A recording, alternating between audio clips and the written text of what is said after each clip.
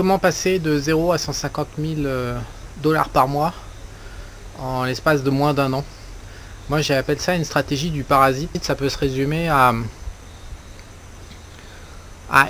identifier un gros produit en phase initiale d'ascension et qui va cartonner à l'échelle mondiale avec une grosse communauté d'utilisateurs.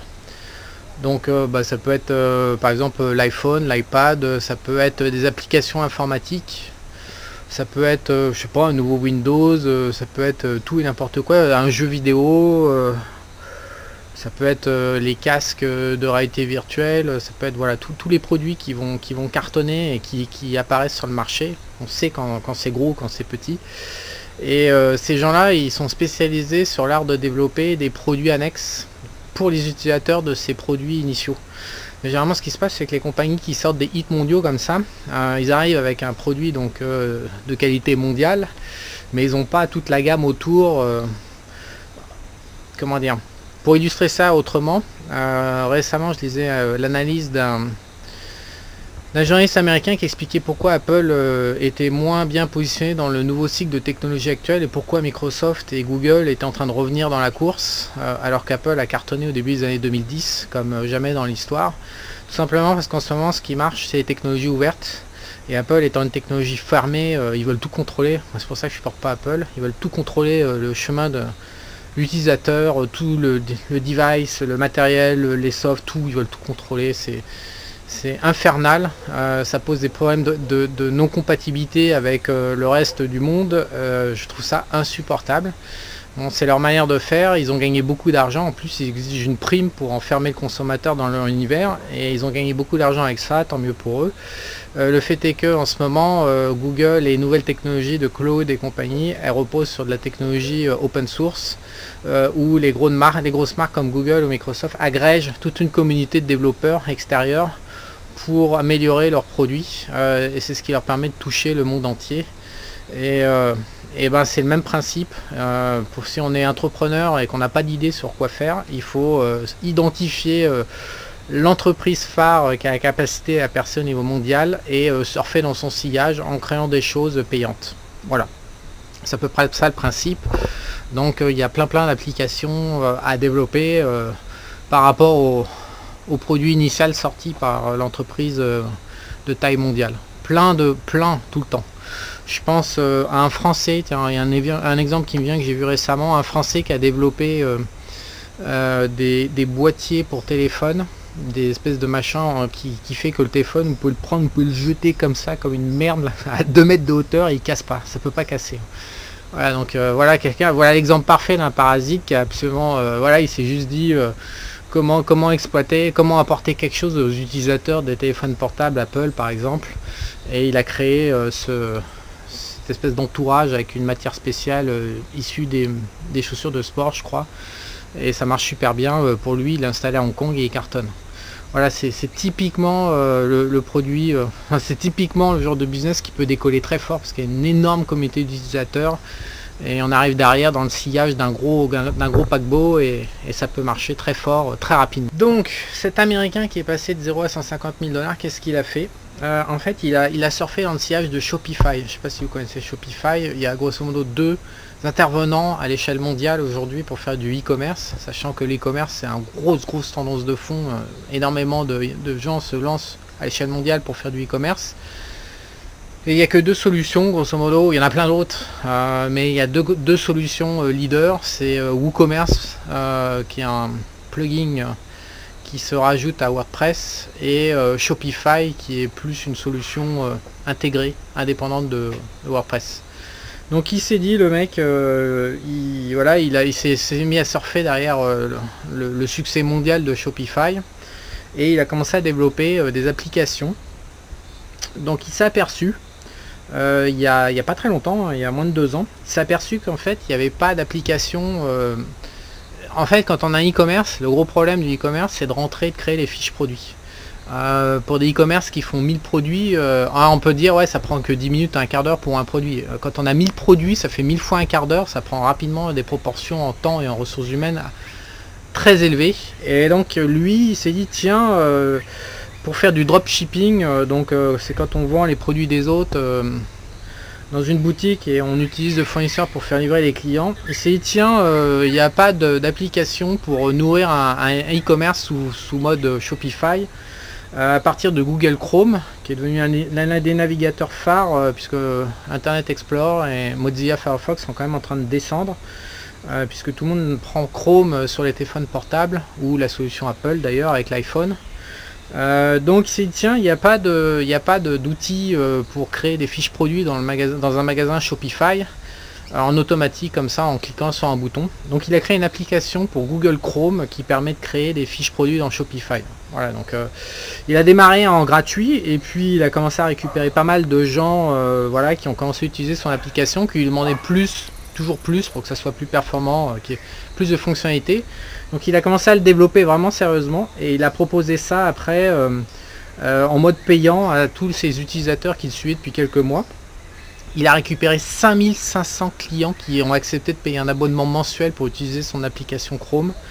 Le nom, si vous voulez faire des recherches, le mec s'appelle Bowers et c'est vraiment, mais c'est l'archétype du parasite. Enfin, j'appelle ça parasite, c'est un peu négatif, ça a une connotation négative, mais pas dans mon esprit. Parasite, c'est juste, voilà, il y a des dans la forêt, ici, dans les tropiques, il y a plein de plantes qui vivent en collaboration. Donc un parasite peut tout à fait collaborer avec son maître. Donc c'est pas du tout, même si le mot est négatif, pas dans mon esprit en tout cas, pour du parasitisme économique. Et son application, il appelle ça du Shopify. C'est quoi son nom? Que je retrouve le nom. Ça s'appelle, excusez-moi, parce que je l'ai pas, Shopify App. Voilà, une combinaison d'une extension Google Chrome et Web Application. Donc ça s'installe dans un Shopify Store pour tous ceux qui sont spécialisés dans le dropshipping et donc ça permet de créer, voilà. Donc il a cartonné, il est passé comme ça avec ses abonnés, avec ses 5500 abonnés, il est passé comme ça de 0 à 150 000 $ en moins d'un an. Je trouve que c'est vraiment intelligent comme stratégie, surtout pour... Donc c'est ce qu'il explique, il expliquait qu'il n'y avait pas trop de concurrence comme ça démarrait, il y avait beaucoup de demandes et très peu de concurrence, il n'y avait que 2 entreprises spécialisées dans la fourniture de ce genre de services informatiques. Donc super malin, vraiment à dupliquer, c'est vraiment un mode de... c'est vraiment un business model que vous pouvez tous mettre en place, il suffit c'est quasiment, c'est pas illimité, mais il y a vraiment beaucoup, il y a des centaines ou des milliers de gens peuvent créer des business à partir de cette logique, donc pour moi elle est super bonne. Et donc il s'est pas arrêté là, il s'est dit bon bah ça pue le pognon, voilà, donc il a commencé à développer une deuxième application, je suis en train de la chercher, pour faire du des pubs en social média, donc et du content marketing, donc faire des... Il a encore développé, il a intégré à son Shopify Store, donc à son magasin e-commerce sur Shopify, il a intégré une nouvelle application pour faire de la communication à partir d'articles. Le content marketing, c'est des articles, et faire des pubs sur les réseaux sociaux. Voilà, donc il a au final lancé une deuxième application qui a cartonné également, et donc maintenant le mec, donc il a embauché des développeurs pour devenir plus professionnel. Et mais aujourd'hui, voilà, 150 000 $ par mois, ça commence à faire vraiment de l'argent. Ça fait même un paquet de pognon. C'est un score que j'arrive pas à atteindre, loin de là. Voilà, donc vraiment une stratégie que je ne peux que vous recommander, très intelligent. J'ai plein d'exemples comme ça, j'en ai stocké pas mal. Il y a plein d'exemples de ce genre de personnes. Je continue à les appeler les parasites économiques, mais quand plein d'exemples de gens qui gagnent 20, 50, 100 000 $ par mois avec ce genre de stratégie. C'est vraiment des stratégies qui permettent de devenir riche, vraiment riche pour le coup, sans se casser la tête. Si ça peut vous inspirer. Si vous cherchez des idées pour... Enfin, si vous voulez entreprendre, vous êtes en cours d'entreprendre d'ailleurs, vous êtes déjà entrepreneur et vous avez quelques...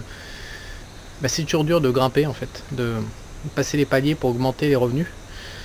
Généralement, on peut rester bloqué 5, 10, 15 ans, 20 ans sur un palier.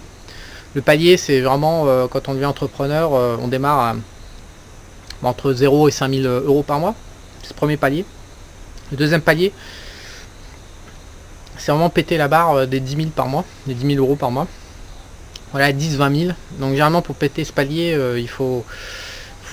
on n'est plus indépendant, on est indépendant, mais on a un réseau au moins de sous-traitants qui nous aident à fabriquer, à faire tourner la machine. On peut pas y arriver tout seul, on peut pas faire, enfin, sauf exception, on peut pas faire 20 000 euros de marge par mois en étant tout seul dans son coin. Il y a un moment, pour scaler, pour augmenter, il y a besoin de personnes. Donc généralement on peut y arriver soit en développant un team intégré, mais c'est très lourd, surtout en France, vous savez comme moi, soit en travaillant avec des indépendants. Et après il y a le palier sur lequel je bloque. Bien sûr il y a toujours des paliers au-dessus, hein. Il y a milliardaires, millionnaires, etc. Moi je suis bloqué pour régulariser entre 50 et 100 000 par mois de revenus entrepreneuriaux. Ça fait quand même maintenant 4-5 ans que je suis bloqué. Et la question a vraiment commencé à me gratter la tête il y a 2 ans.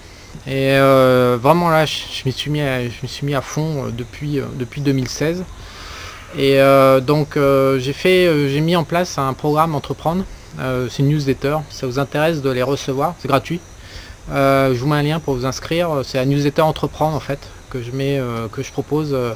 Généralement, elle est proposée uniquement aux clients. Mais si vous voulez vous inscrire dedans et recevoir par email ces éditos, donc c'est tout mon cheminement et toutes mes réflexions et les techniques et voilà ce genre de plan, par exemple comme le parasitisme économique, tout ce qui m'inspire, je vais le coller dans cette newsletter en fait. Voilà, donc vous pouvez vous inscrire, laissez-moi votre email et vous pourrez lire ce genre d'édito. Je vous dis à bientôt.